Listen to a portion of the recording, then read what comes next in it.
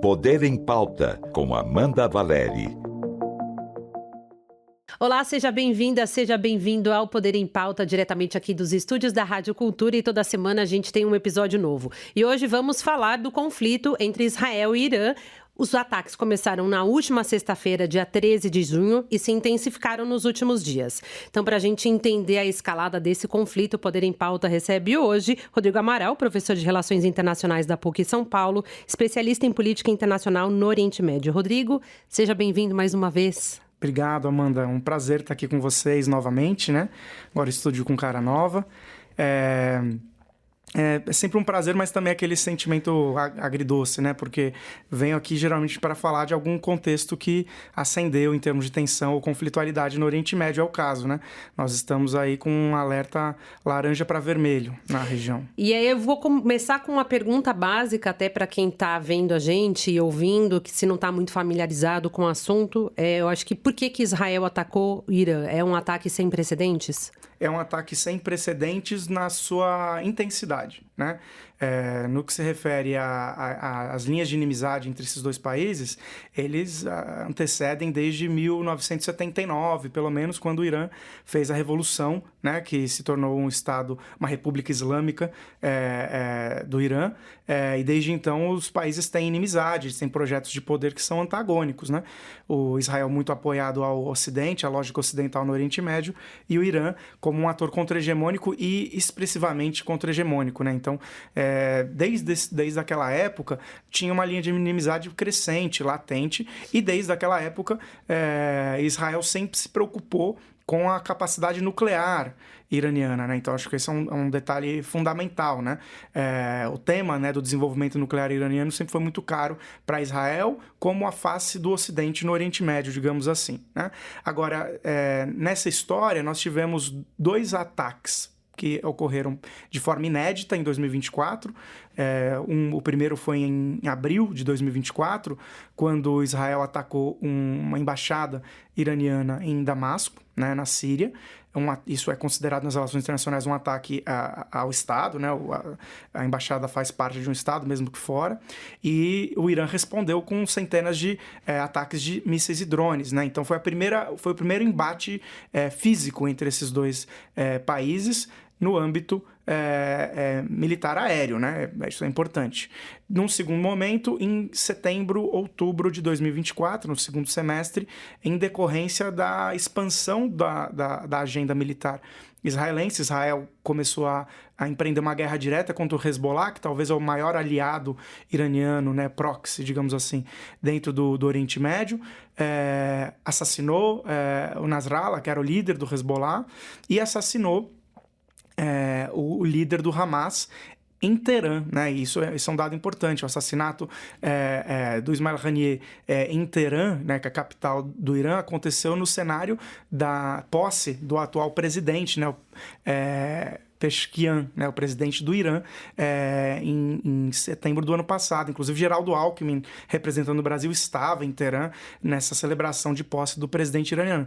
E o líder do Hamas foi morto em solo, em Teherã. Isso, naquela época, foi muito grave, né, porque significava que provavelmente haviam inteligência israelense dentro de Teherã. Foi ali que teve certeza desse problema, e o Irã respondeu também militarmente, aéreo, com diversos bombas e drones. Só que o que nós vimos agora é sem precedentes no sentido de que os ataques israelenses, eles foram não apenas a centrífugas, né, e espaços de desenvolvimento nuclear iraniano, mas também atingiu espaços urbanos em Teherã, né? Inclusive, nessa semana, nós vimos a gravidade de um ataque israelense a uma emissora de TV estatal, né, iraniana. Hoje, mais cedo, já havia a matéria de que foi atacado também uma universidade associada ao exército revolucionário iraniano, ou seja, entidades civis, né, de representação intelectual ou de comunicação, né? Muito grave, né? E o Irã respondeu de forma extremamente agressiva também. Isso que eu ia perguntar. Minha próxima pergunta é: o Irã, a resposta dessa vez está sendo mais feroz se comparada às respostas de 2024, especialmente também porque os ataques de Israel mataram lideranças importantes iranianas. Perfeito, Amanda. Esse é um detalhe fundamental, né? Israel já havia assassinado lideranças iranianas na história? Já. e, de maneira geral, cientistas nucleares, engenheiros nucleares, justamente por conta dessa questão do desenvolvimento nuclear iraniano. E os Estados Unidos já mataram lideranças militares iranianas ao longo da história. Talvez a mais famosa foi, durante inclusive o governo Trump, a morte do Soleimani, que era a grande liderança militar iraniana desde a Revolução de 79. Agora, isso nunca aconteceu de forma massiva, né? Foram algo em torno de 10 a 20 pessoas de grande relevância, dentre eles o general do Exército Revolucionário Iraniano, o general do Exército Geral, digamos assim, né? Tem uma separação no Irã, e as duas principais cabeças do programa nuclear iraniano, né? Isso é fundamental. Agora, o momento, né, que foi inclusive sua primeira pergunta, por que é agora? Né? Parece estranho, né? Porque não esperávamos, né? Olhando um pouco de longe, parece que foi inesperado. No entanto, se a gente recupera o que estava acontecendo nas últimas semanas no Oriente Médio, e particularmente a postura dos Estados Unidos e do Donald Trump em direção a retomar diálogos sobre o programa nuclear iraniano, esse é o ponto de partida, eu acho que desse momento, né? Porque Trump, primeiro de tudo, foi responsável por quebrar o acordo compreensivo conjunto de 2015 em 2018. Então, ele quebrou um pacto que foi assinado pelos Estados Unidos com Obama, né? Inglaterra, França, as lideranças do Conselho de Segurança. Ele quebrou esse pacto sobre a prerrogativa de que o Irã não pode desenvolver a sua capacidade de enriquecimento de urânio, né? E o Irã já está a algo em torno de 60%. Né, que é um nível bastante alto, porque, segundo os especialistas dessa área, quando você atinge 60%, para chegar a 90% é rápido. E 90% significa a capacidade de ter bomba nuclear, né? Então, gira em torno desse tema, né? De um lado, Trump se manifestou interessado em discutir o programa nuclear iraniano. Do outro lado, nós temos um contexto de pressões sociais. Isso é fundamental. Também na semana passada, retomou-se dentro de Israel o tema da corrupção do governo Netanyahu, né? Que inclusive antes do ataque do Hamas, lá em 2023, era o grande tema, né? Inclusive sobre o julgo de possibilidade de impeachment do Netanyahu. Né? Então, ele já estava pressionado e voltou a ser pressionado, né? E ao longo desses últimos anos, a gente tem percebido que em momentos que o governo Netanyahu é pressionado, são momentos que eles agravam suas ações militares também para tirar o foco, né?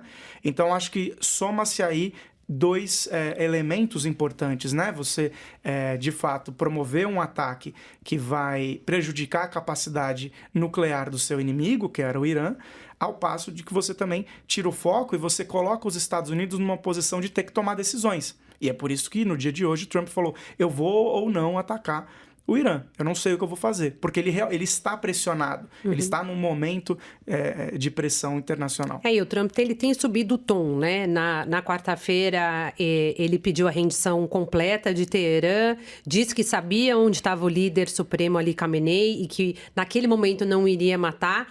Então, ele está, cada dia que passa, qual é o impacto de Estados Unidos entrarem nessa guerra? É o que Israel deseja, né? Acho que esse é o primeiro ponto. A pressão ela vai nesse sentido. Ter o envolvimento dos Estados Unidos é fundamental, não apenas no sentido do apoio, mas no sentido da possibilidade de manutenção dos ataques militares israelenses. Esse é um dado fundamental, né? Não há possibilidade de continuidade desse conflito aéreo entre Irã e Israel durante muitos dias, né? Inclusive, no dia de hoje, o Washington Post fez uma reportagem profunda com especialistas, indicando que o Israel tem apenas, sozinho, a capacidade de sustentar mais de 10 a 12 dias de ataques aéreos e de incursões aéreas por parte do seu Estado e de proteção, né, das suas cidades através do Domo de Ferro. E esse é um dado importante, né? Acho que até para o nosso ouvinte ter mais ou menos uma ideia de números sobre isso, né? Desde sexta-feira, Israel ele gasta mais ou menos 300 milhões de dólares por dia para sustentar essa guerra aérea com o Irã.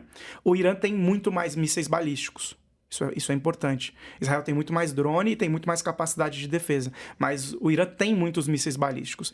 E para acionar o sistema de proteção do Domo de Ferro, basta a incursão de mais ou menos 3 a 5 mísseis para Israel responder com um sistema de defesa com mais ou menos 12 a 15 mísseis de resposta. Cada míssil é mais ou menos 12 milhões. Então, e se você ainda adicionar que o Irã tem mísseis hipersônicos, como que é o Fatah número 1, alguma coisa assim, se ele acionar esse, imediatamente o Israel tem que acionar de 15 a 20 mísseis de proteção. Ou seja, 12 milhões, né? Vezes ali 10, a gente vai ter 120 milhões de dólares numa única ação de defesa. É muito caro. Então, é por essa razão, e os israelenses sabem disso, que a pressão é grande para os norte-americanos entrarem. Mas, por outro lado, os norte-americanos não entram tão obviamente assim por 2 razões, eu acredito. Primeiro, pelo custo político do Donald Trump fazer isso. Dentro dos Estados Unidos, não existe um apoio. É muito diferente do cenário da guerra ao terror, em que todos os norte-americanos queriam uma resposta, uma guerra internacional para lidar com o ataque às Torres Gêmeas, etc. Nesse cenário, não. Inclusive, muitos dos congressistas, até mesmo republicanos ou democratas, pressionam para o não envolvimento, né? Então, esses próximos 10 dias, eu diria, eles são cruciais para a gente entender o prolongamento dessa guerra, e se essa guerra for prolongada, significa incursões de maior gravidade. Aí sim, né? Porque aí, quando entra os Estados Unidos, comparado com o Irã, é infinitamente mais forte, né? E já há um posicionamento, justamente essa postura, por enquanto, dúbia ou duvidosa, ela é complementada com a disposição de navios e porta-aviões, no sentido de falar, vou me posicionar perto de vocês, porque se precisar, eu vou atacar. E esse é o estilo americano, né? O estilo americano é um estilo de imposição de força, e não há, no Oriente Médio, muito menos, né? Mas no mundo, alguém que bata de frente, de fato, com os Estados Unidos nesse sentido, né? Então... E só armas norte-americanas que conseguem destruir os possíveis núcleos, principalmente naquela região montanhosa do Irã, que onde está a principal ogiva nuclear, a construção, possivelmente, porque acho que é importante a gente deixar claro, né? Nem mesmo o relatório da CIA confirmou que o Irã tenha uma bomba nuclear. E eu acho que a gente, olhando um pouquinho para a história, Rodrigo, queria que você trouxesse essa reflexão do que, por exemplo, aconteceu no Iraque, que foi Perfeito. essa mesma justificativa de que teria uma bomba de destruição em massa. Agora Israel usou essa justificativa de que Irã tem uma bomba nuclear. A gente olhando para o espelho, para a história, o que pode acontecer? Então vamos lá, né? Primeiro, acho que a primeira palavra é hipocrisia, né? Porque quando nós pegamos os principais relatórios, inclusive da Agência Internacional Atômica, sabe-se que quem tem bomba nuclear é Israel. Uhum. Sabe-se que quem não assina o Tratado de Não Proliferação Nuclear, que foi estabelecido em 1968 para impedir o desenvolvimento nuclear bélico no mundo. E tem vários problemas o TNP, eu acho, né? Justamente por ser uma ferramenta que as potências mantêm o seu poder porque tem capacidade nuclear bélico, né? Mas, enfim, independentemente disso, quem não assinou o TNP? Israel. O Irã assinou o TNP. Isso é fundamental.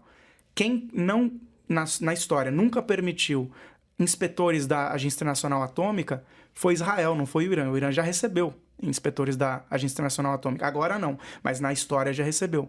Então é muito interessante, primeiro, esse é o meu primeiro ponto para ressaltar, né? Quando nós olhamos para quem tem, é Israel, não é o Irã, né? O Irã não tem, né? Os principais institutos de pesquisa nuclear apontam que o Irã não tem, né?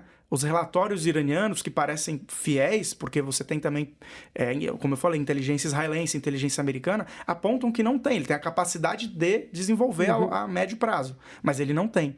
Então, esse é um primeiro elemento, né? E acho que, inclusive, uma das razões principais, eu faço voz ao Trita Parsi, que é um dos principais analistas entre Irã e Israel na história, na minha opinião. Ele é diretor executivo do Quincy Institute. Ele fala... Israel cada vez mais isolado internacionalmente, porque de fato não tem defesa, sei lá, em termos racionais nesse sentido, né? Quem tem bomba nuclear era Israel, quem atacou o Irã foi Israel, né?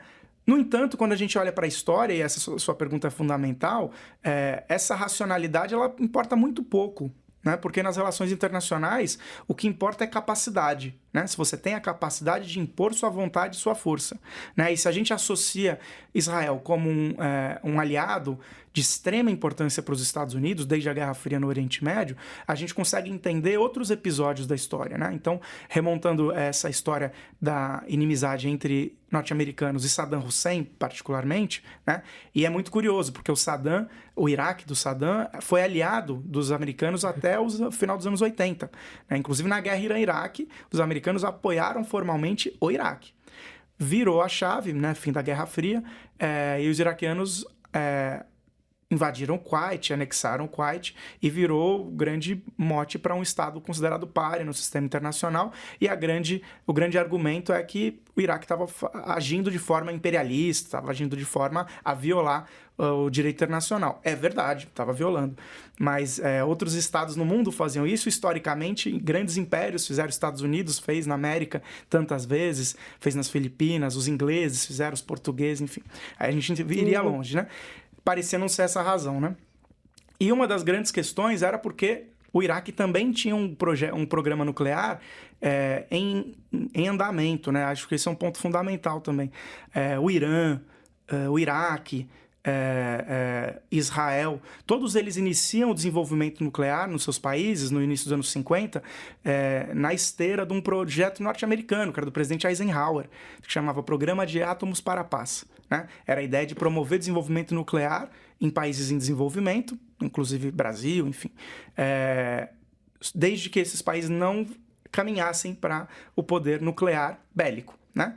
Então isso é notório, né? Se o Irã tem capacidade nuclear, se Israel tem, se o Iraque tinha, era também por conta dos Estados Unidos. Isso é um detalhe importante.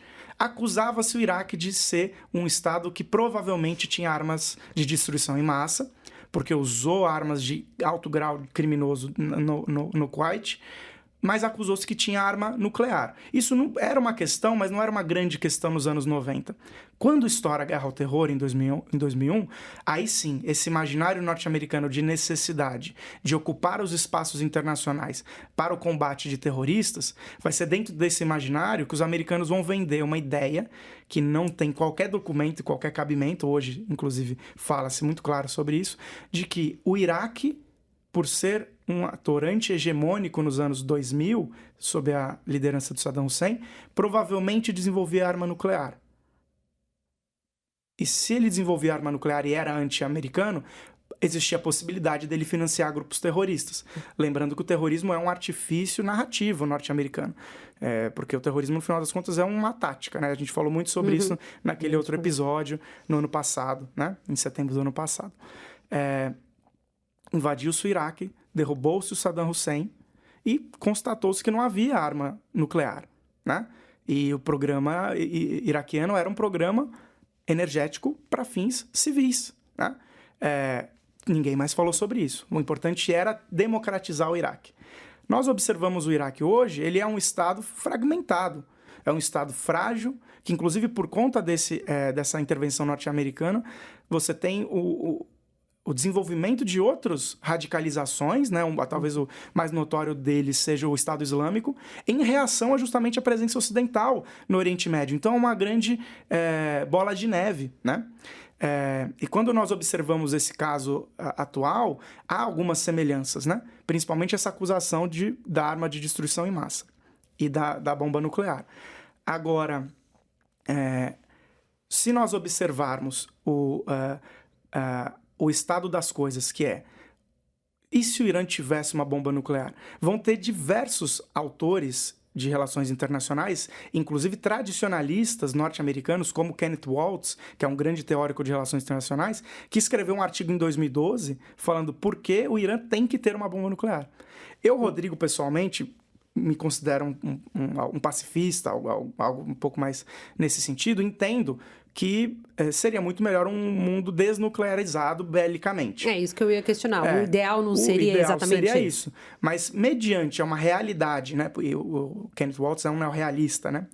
Mediante a realidade de que não é assim que funciona o jogo internacional desde a Guerra Fria, ter uma bomba nuclear no Irã significa o chamado a paz nuclear, o equilíbrio nuclear, né? Que inibe o que nós estamos assistindo hoje, que são bombardeios tremendos, gastos bilionários, né? E o temor da escalada de uma guerra regional de fato, né? Então, acho que essa seria um pouco minha reflexão. O premier Benjamin Netanyahu condicionou o fim do conflito à morte do líder supremo Ali Khamenei. Pensando na queda do regime, o que pode surgir no lugar? Há espaço para uma democracia? Essa também é uma boa pergunta, né, Amanda? Acho que, em primeiro lugar, quando a gente fala de democracia, eu sempre dou um passinho atrás, né? Porque se a gente pensa nos próprios representantes de extrema-direita em estados ocidentais, né, a gente poderia dizer que muitos dos seus discursos e artifícios são antidemocráticos. E talvez utilizam de vias democráticas para ascender ao poder. E aí vira uma grande discussão moral, tá? E aí? Então, é democracia, mas os representantes são antidemocráticos, né? E se você olhar para o regime iraniano, eles vão falar, ó, a gente tem democracia porque a gente tem eleição. Né? Inclusive, nós temos democracia porque nós temos dissidências ideológicas. Então, por exemplo, o presidente iraniano que morreu, esqueci o nome dele agora, bom, tudo bem, que morreu no acidente aéreo, ele era da linha mais radical, né? O Raisi, ele era de uma linha mais radical.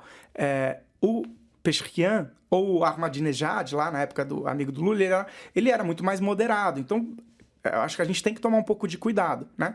É claro, o líder supremo, ele é uma liderança religiosa e política que você não remove. É ele que, inclusive, decide se o presidente pode ser o presidente, ele que toma a decisão, né? No entanto, o Irã é um estado que tem representações democráticas distintas dentro da possibilidade do seu regime, né? E é até diferente do Iraque do Saddam, porque o Iraque do Saddam, de fato, acabava com os seus opositores, né?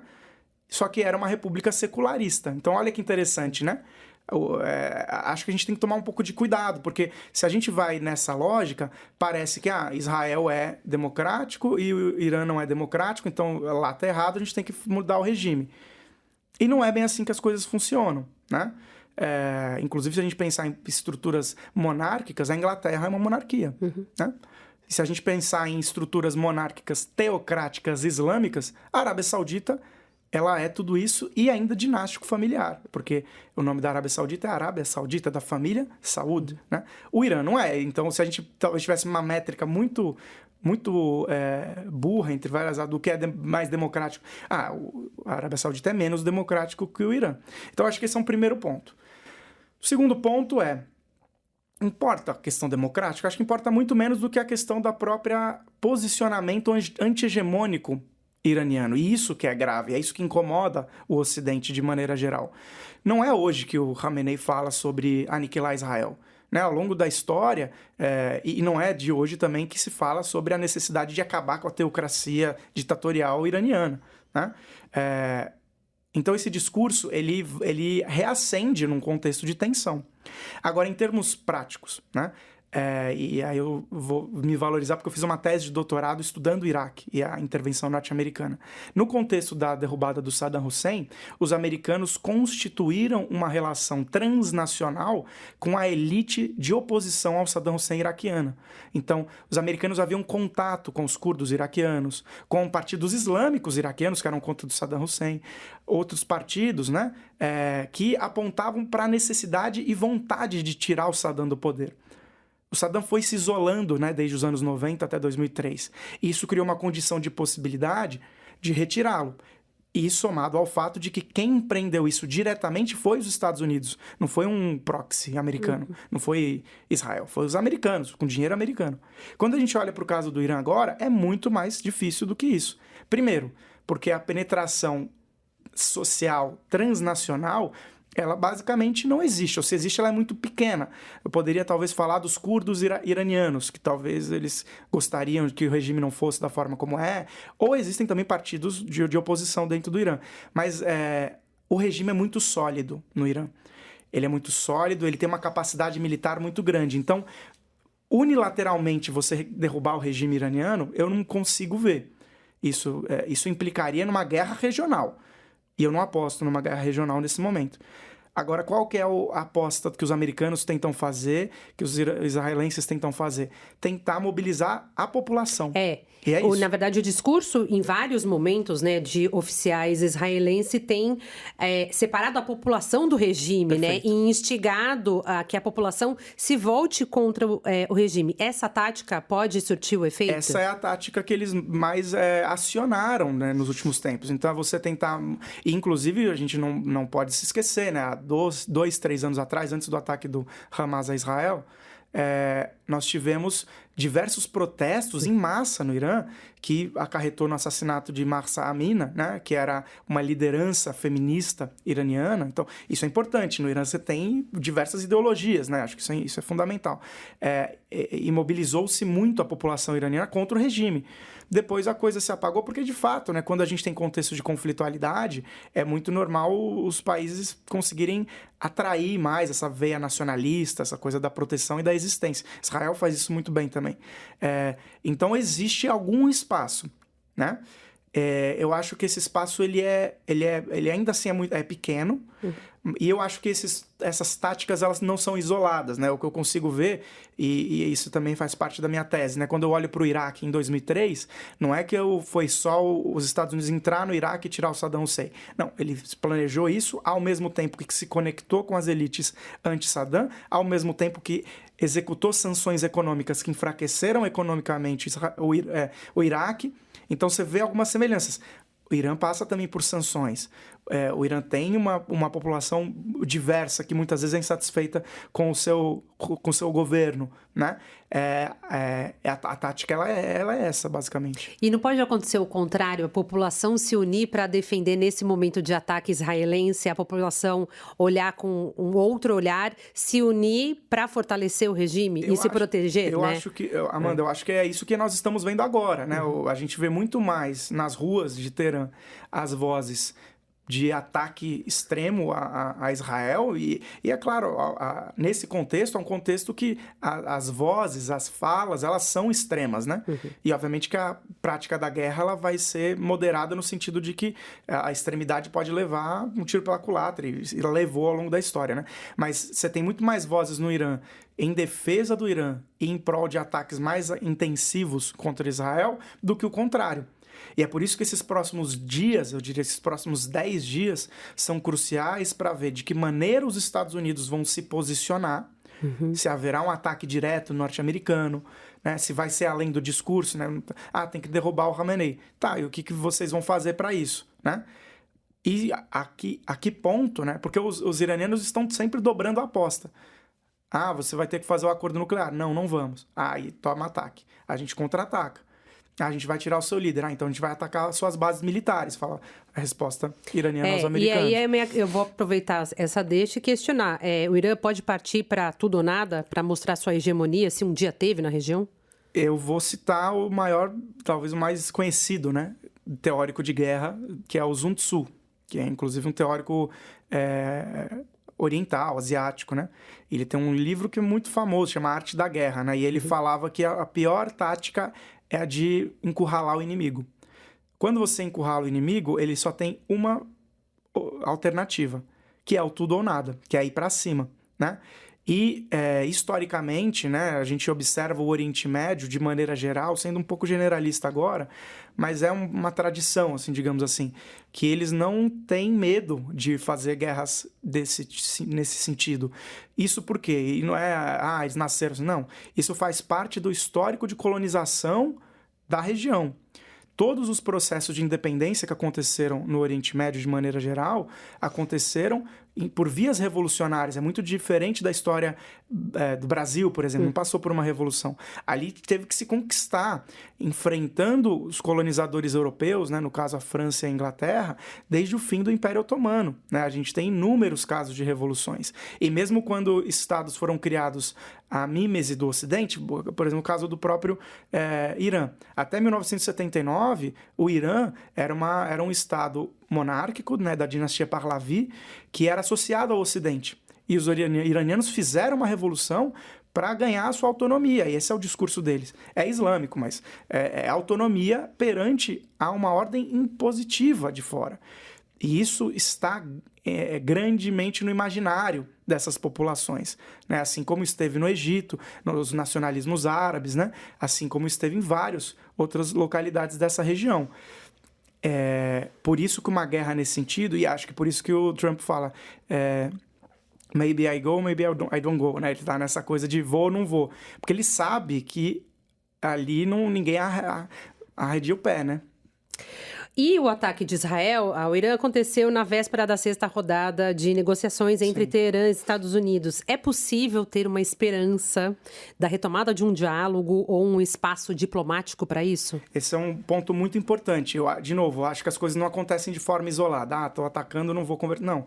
Inclusive, as últimas notícias que eu li no Al Jazeera é que alguns representantes diplomáticos iranianos chegaram em Omã hoje, né, quarta-feira, e não tem nenhuma manifestação formal do Estado iraniano sobre isso, mas já se vazou essa informação.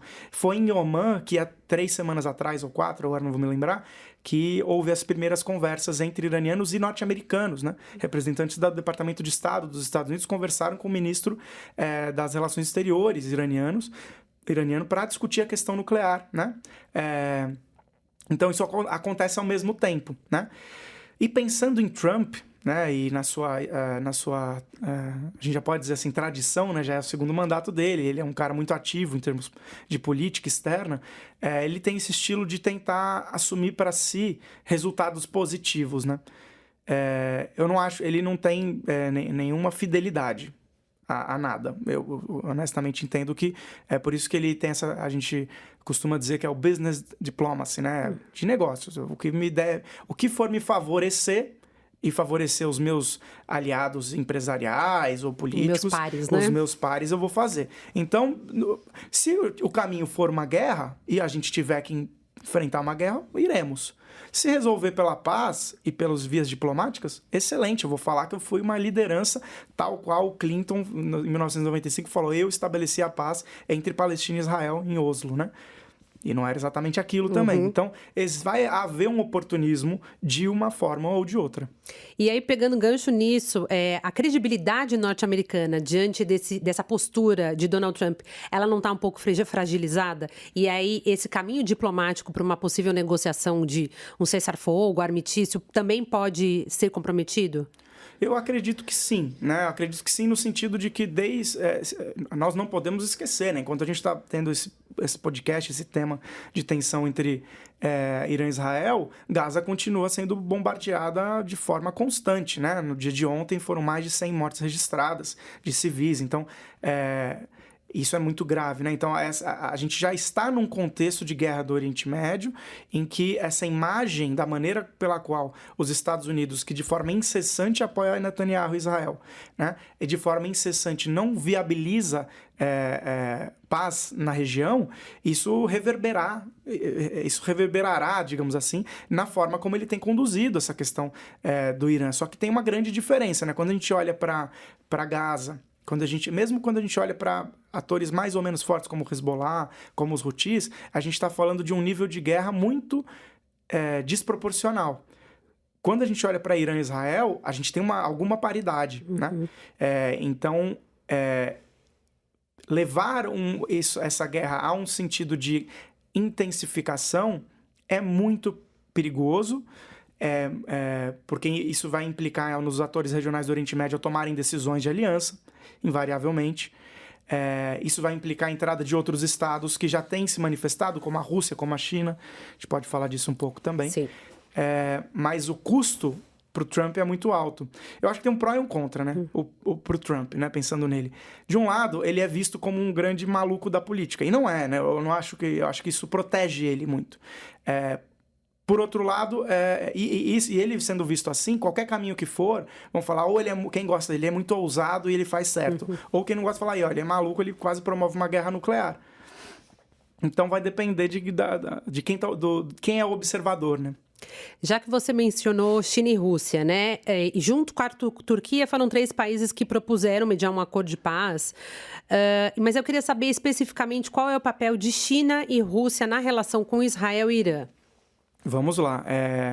Bom, primeiro eu acho que o mais fácil, que é a China.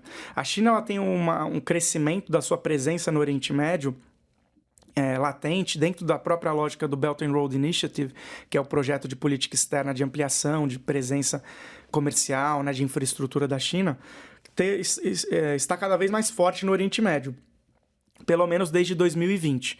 Né? Então, presente, por exemplo, investimentos financeiros, né? Tem comercializado na sua moeda nacional e não mais em dólar em vários lugares do Oriente Médio, inclusive em países aliados dos Estados Unidos, né? E é um parceiro importante para o Irã no sentido energético, né? Então, a China importa muito do Irã, porque a China não se importa, desculpa o termo aqui, das sanções norte-americanas, que são extremamente rígidas contra o Irã desde a década de 80. Então, a gente tem uma relação comercial, a China não expõe qualquer tipo de apoio militar ao Irã, apesar de haver suspeitas nesse sentido, né, de que a China também dá suporte militar tecnológico para o Irã, não temos dados materiais sobre isso, mas nessa semana, inclusive ontem, no dia de ontem, o líder principal da China, né, o presidente chinês, falou que não vai ficar parado mediante um conflito regional. Né? Isso acaba sendo bom porque também coloca mais uma variável no sentido... Porque qual que é o problema para a China? Instabilidade não gera lucro para a China, né, nesse momento. Né? É melhor ter a normalidade, os chineses que jogam tão bem o jogo capitalista inventado, ou melhor, aprimorado pelos americanos, não é bom para os chineses isso. A Rússia já é um pouco mais complexa, né? A Rússia tem uma presença militar no Oriente Médio latente ao longo do período da União Soviética, né? Acho que rememorando a Guerra Fria, mas no período pós-União Soviética, principalmente no cenário da Primavera Árabe, né? Os russos, por exemplo, foram responsáveis por salvar o Bashar al-Assad no primeiro momento da Guerra Civil Síria, em 2015. Né? Em determinado momento, o Bashar al-Assad estava só com 20% do território sírio e foram os caças russos, as bombas russas que salvaram o seu regime naquele momento, né? Que já caiu ano passado, final do ano passado. Inclusive, dizem que Bashar al-Assad está na Rússia, né? Está na Rússia, sem dúvida nenhuma, e quietinho, né? Porque ele está vendo como a coisa está pegando fogo, né? Inclusive no seu próprio país. Isso é importante também, porque a gente tem... A Síria também se tornou aquilo que o Iraque né, um estado fragmentado em que os atores regionais inimigos vão tentando morder faixas, né, desse país e de atores e aliados para ter vantagens. Então a Rússia já tem uma presença muito maior, né, historicamente no Oriente Médio e também é um aliado importante militar iraniano. Por outro lado, os russos também comercializam com Israel. Isso é um ponto importante. O Vladimir Putin tem uma relação muito próxima com o Benjamin Netanyahu, né? Com o Benjamin Netanyahu, pessoalmente, né? E materialmente também no que se refere à energia, né? Então, Israel importa, acho que gás natural da Rússia.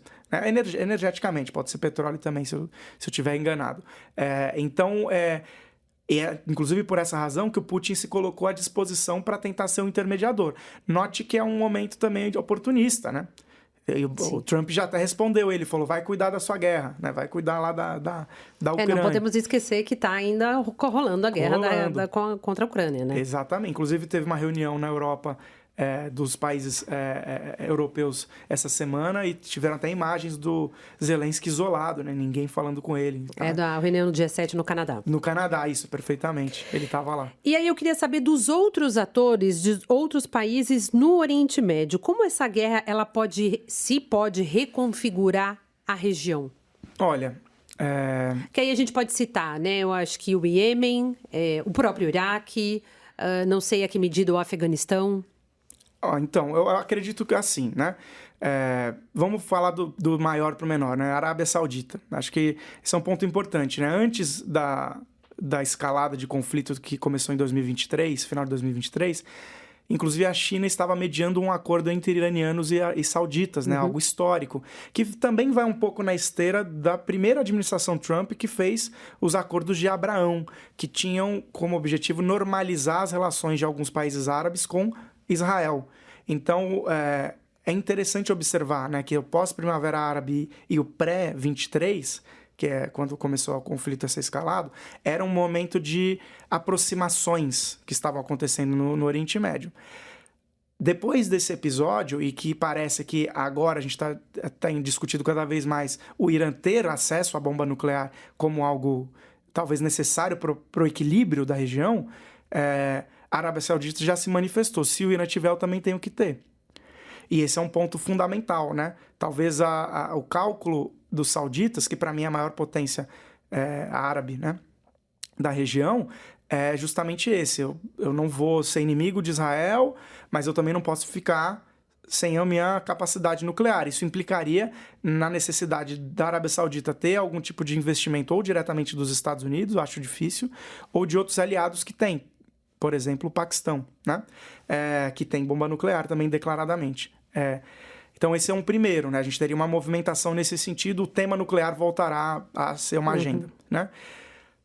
Por outro lado, a gente tem países menores que têm posturas muito dúbias, né? Então a gente pega alguns dos pequenos exportadores de petróleo, né? Como o Catar, como o Kuwait, monarquias pró-ocidentais como a Jordânia, né? Que têm denunciado o genocídio em Gaza, evidentemente. Inclusive o Catar foi um grande espaço de salvaguarda das lideranças do Hamas durante muito tempo, né? E eles têm alertado para a necessidade de não escalada de um conflito regional. Agora, em outros episódios que isso aconteceu, né, isso ao longo da história, se a gente rememorar crise de Suez de 1956, Guerra dos 6 Dias de 1967, Yom Kippur 1973, todas essas guerras entre árabes e israelenses, você tem uma tradição de somar forças por parte dos árabes, né? Inclusive de forma até quando é indesejado. Esses países vão ter que tomar uma decisão. E isso vai impactar o valor da gasolina, o valor do barril de petróleo. A própria cotação do dólar. A cotação do dólar, que já é afetada por outras dimensões financeiras das forças monetárias, como a moeda chinesa, que tem crescido. Então, tudo isso me leva, eu volto sempre a isso, a não guerra, no final das contas, né? Ao desejo de não chegar a esse limite extremo, digamos assim, né? De envolvimento. Mas, sem dúvida nenhuma, se houver uma guerra, de novo no âmbito da hipótese, Irã e Israel não fazem fronteira. E, como eu falei, o limite da guerra aérea, a gente vê, né? Há um horizonte. Aí entraria numa guerra em solo, boots on the ground, né, os americanos falam.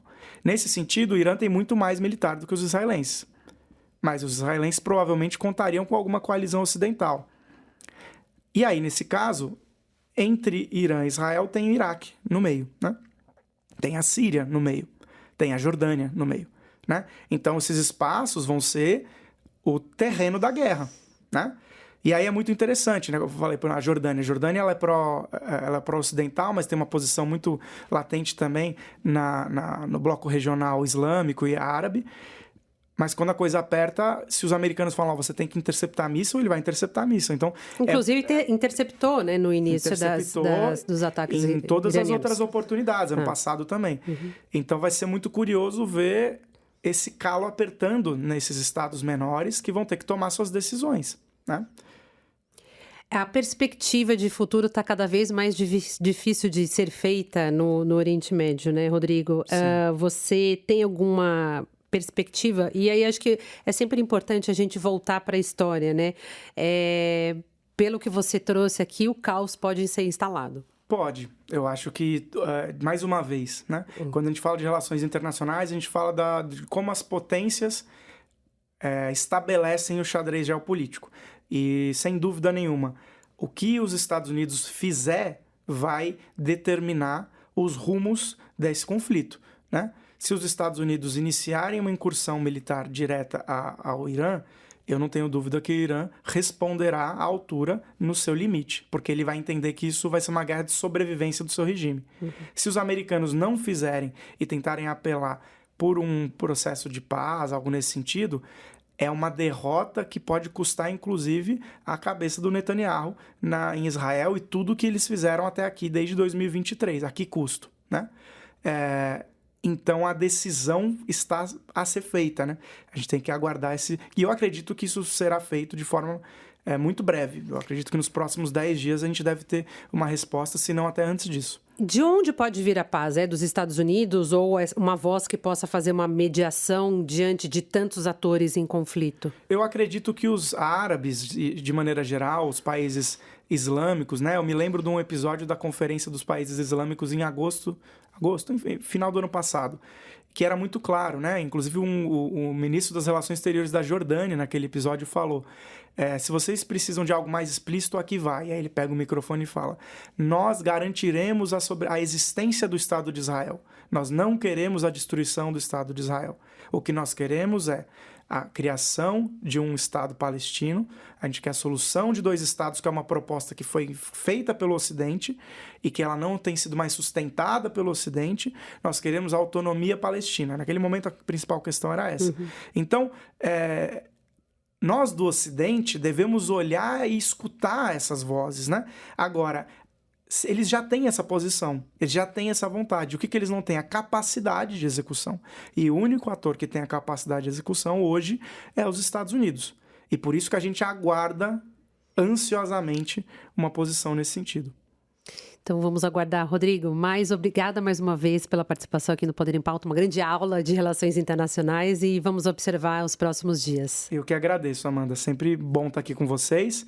E espero que talvez eu volte para falar do estabelecimento da paz, né? Vamos aguardar os próximos passos. Nós também. E que todas as guerras no Oriente Médio e conflitos acabem. Até uma próxima. Obrigado, até. E se você gostou desse episódio, compartilhe, deixe seu comentário e curta a página do YouTube da Rádio Cultura FM para saber quando o novo episódio do Poder em Pauta estiver no ar. Até a próxima semana. Até lá.